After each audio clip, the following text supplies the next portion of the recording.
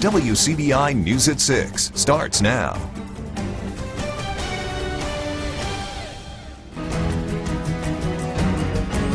We begin in Starkville, where police confirm they are investigating a bomb threat at the Starkville Walmart on Highway 12. Thank you for joining us, everyone. We have images sent to us from the scene. We've been told the building has been evacuated, and from the images, it appears the parking lot there has been cleared also. Again, this is at the Starkville Walmart. There is a heavy police presence there. Police are searching the building and the parking lot and any remaining cars in the lot. We have a crew on the way to the scene. We'll have the very latest coming up tonight on WCBI News at 9 and 10. Well, the process to clear piles of debris from the February tornado in Columbus is set to begin. City officials voted during a special meeting today to allow a contractor to proceed with removing trees, furniture, and trash lining the roads. Riley Livingston joins us live with more on why it's taken so long. Riley? Andrea, this street is one of many that is filled with piles of littered homes and businesses, and the piles keep growing. But there are some good news. They should be cleared up very soon. Tree limbs, furniture, and trash have formed mountains on the side of streets in Columbus. And it's depressing for me when I ride through there, so I can imagine how depressing for them when they have to come home to this every day. You know, you got to watch your kids, you know, they can't get out and play. You know, so we have to do something. It's incumbent upon us to do something. A contractor has been lined up to take care of the rubble, and now the city has given them a notice to proceed. The reason it's taken so long boils down to money. The city has been waiting for a federal declaration. They have now decided to take action while they wait. We owe it to the citizen, to whereas if you're referring to the financial standpoint from the city standpoint, you know, people said the city's broke. The city's not broke, but at the same time, our finances are not where they were this time last year. But at the same time, we owe it to the citizen to whereas it's going to have to be removed one way or the other. We're going to have to borrow money, you know, and hopefully the president will go ahead and sign the declarations and, you know, we can make up the difference. But, I mean, there's no way around it. I mean, we're going to have to borrow some money to do it. You know, they have an emergency fund that we can borrow from. That's a real low interest rate, and it's going to have to be done. You know, there's no way around it. The debris piles are becoming a health and safety hazard. Time of the year now, snakes are coming out, rodents, you know, staph infection, kids are trying to play. You know, we don't want to wait until the child gets bit by a snake to, you know, say, oh, man, we should have picked that up a long time ago. So, you know, we got to do something. The removal process will start off slow, but the pace is expected to pick up if the disaster declaration comes through. I hope to God that he will go ahead and sign it. So in the meantime, it's our fiduciary responsibility, the mayor and the council, to not let those people have to live in those conditions the way they are at the present time. The city says the removal process, the crews will be taking about 3 paths to get all the debris and get it removed. Now, they are encouraging residents to get everything they can to the road as soon as possible, but they do understand there are areas like this one that are so full of debris they can't get it out right now. Reporting live in Columbus, Riley Livingston, WCBI News.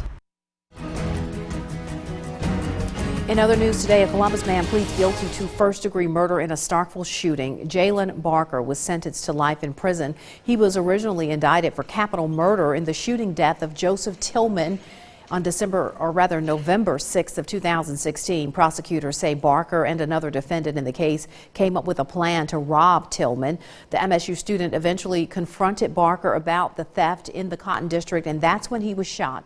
District Attorney Scott Colomb says he hopes the sentence sends a message to criminals. Prosecutors were prepared to go to trial, but they were open to a plea deal. That's the reason we were willing to offer the life, was because he was giving up most of his appeal rights.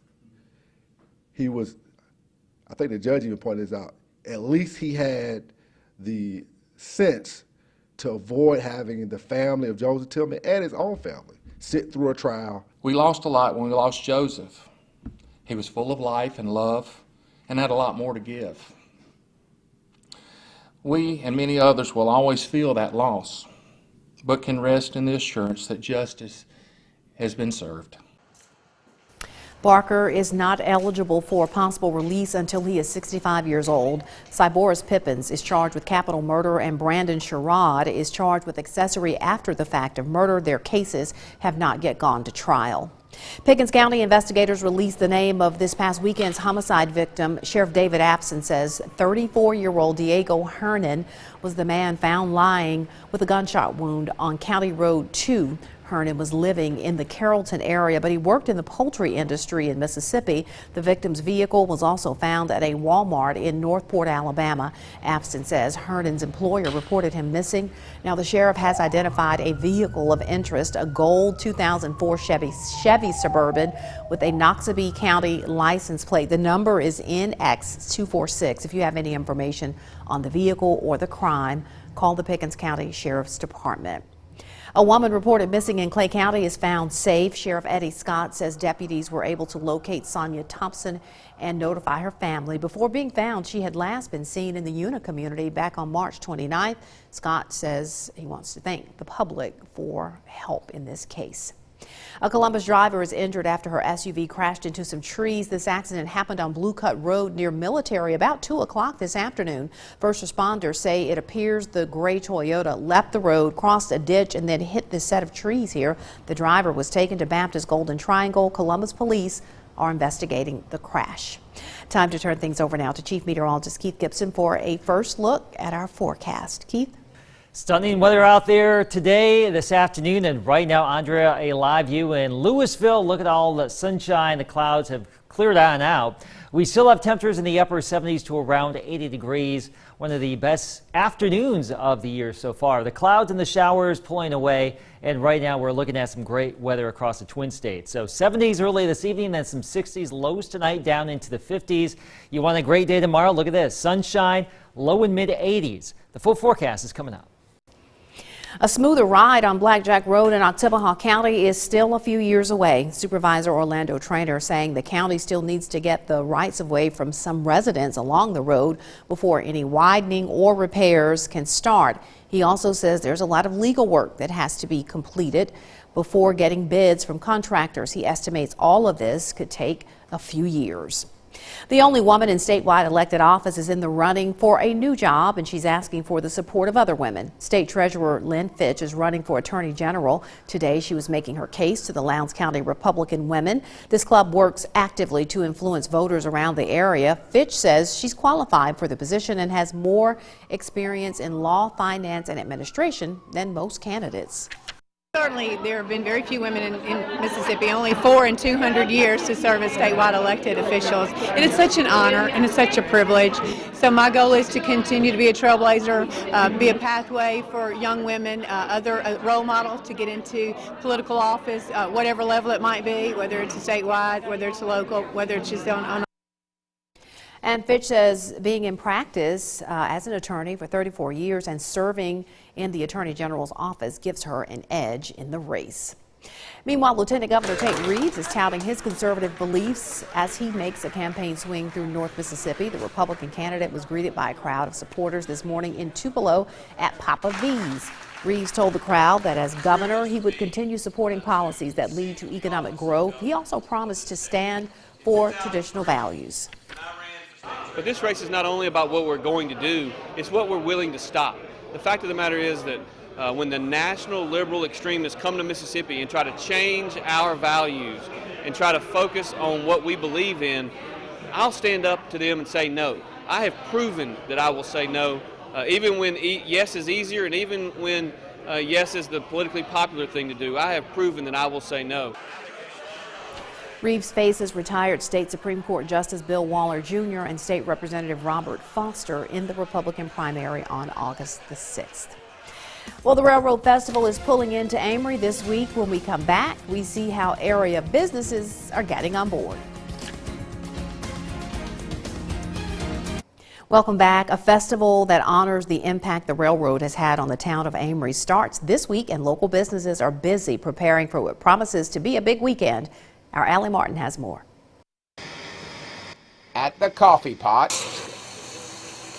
big crowds for the Amory Railroad Festival means a lot of foot traffic for the business, which sits right next to Frisco Park. We get a lot of new customers. We get people that come from Alabama or even just somewhere as close as Hamilton, but that haven't been here.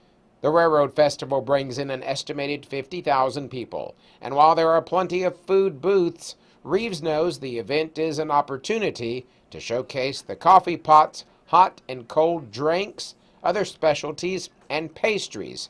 She also knows it's important to be prepared.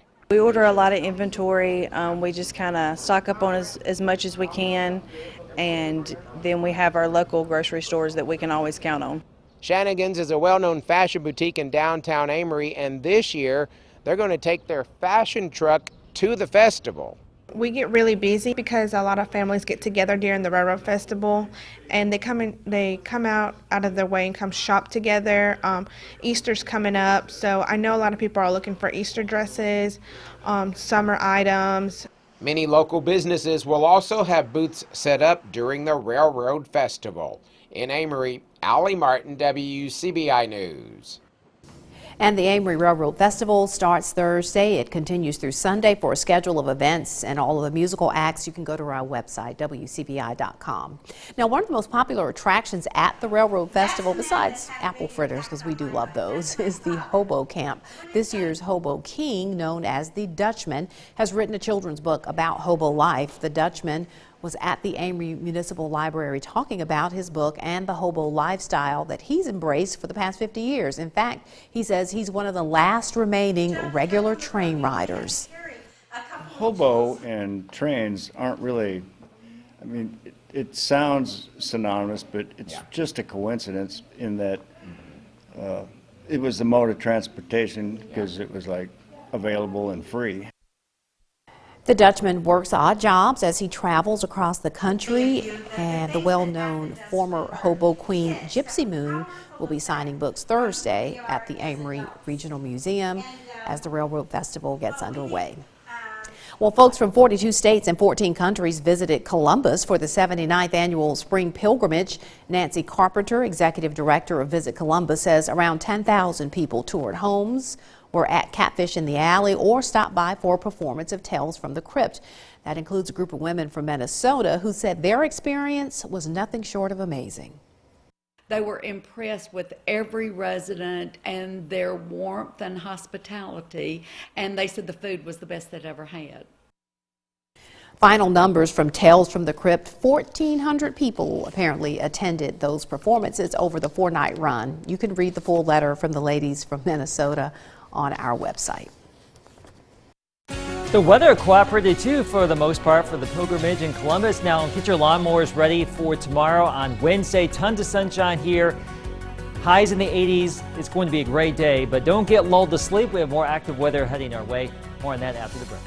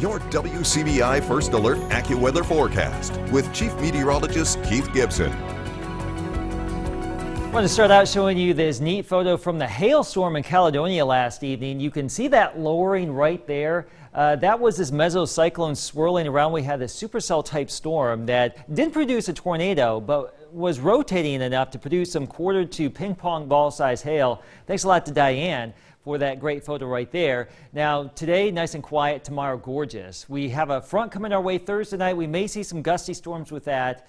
The overall severe weather threat with that system low. As we get into the weekend, though, another system could give us heavy rain and severe weather. And also next Wednesday or Thursday, the middle to end of next week, more active weather too. Let's talk about the weekend. We'll have this area of low pressure swing out of Texas, and the warm front will move through. We'll have some heavy rain, maybe several inches of rain. Severe weather is certain, let's just say a decent chance of severe weather sometime late Saturday into Saturday night. That will clear out probably for a good chunk of Sunday, and that will give us some quieter weather for the back side of the weekend. But as I mentioned, we may see several more inches of rain. This is just one model suggesting 2 to 3 inches of rain. Other models maybe 4 to 5 inches. I know we do not need any rain.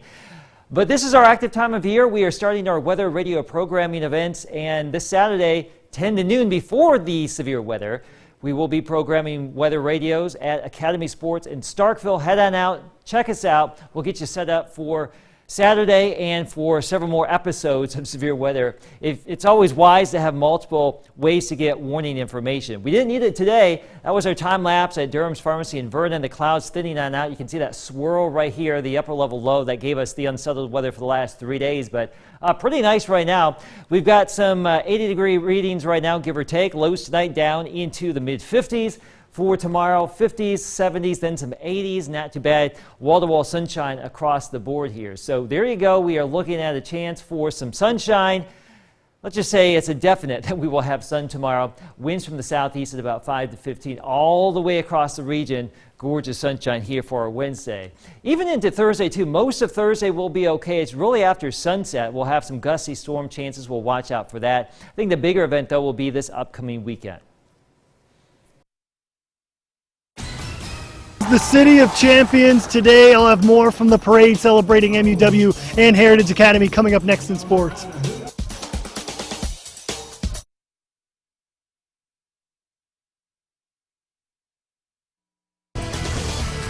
WCDI Sports with Tom Ebel is brought to you by your local Ford dealers. Go further.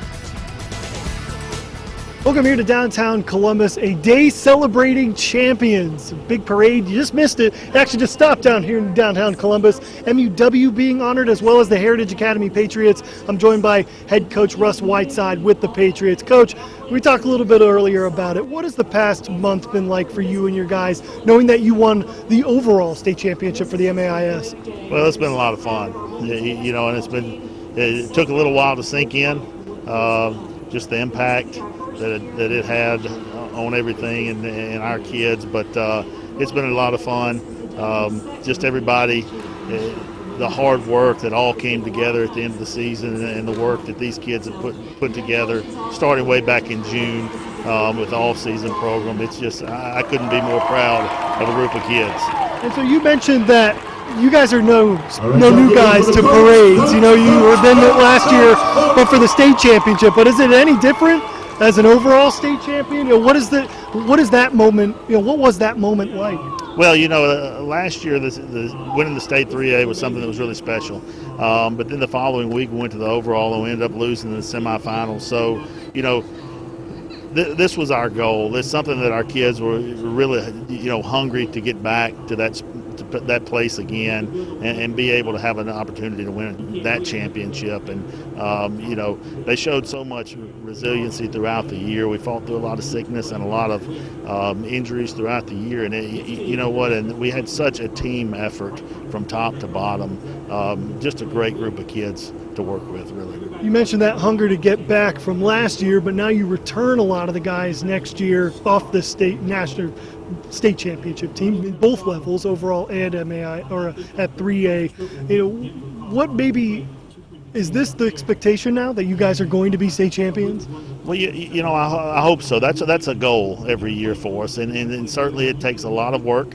It takes sometimes being lucky at the right time as well. But we're going to enjoy this for a little bit, and then we'll go back to our off-season work and get back. I've talked to them about it. You can't just show up and do this. And the group that we had this year really embraced that. They really embraced the work that it takes over that long, month to month leading up to the season, and to do it again, you've got to go back and you've got to have that same work ethic. And hopefully this group, they are very experienced. They have been there. We only lose 2 seniors, 2 very important seniors, but nevertheless, we have a big junior class coming back.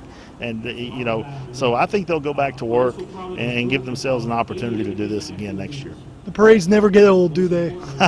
No, they don't. Thank you very much, Coach Whiteside, for joining us. We'll have much more coming up from Heritage and MUW coming up at 10. Reporting here in downtown Columbus, Tom Ebel for WCBI Sports. News continues after the break.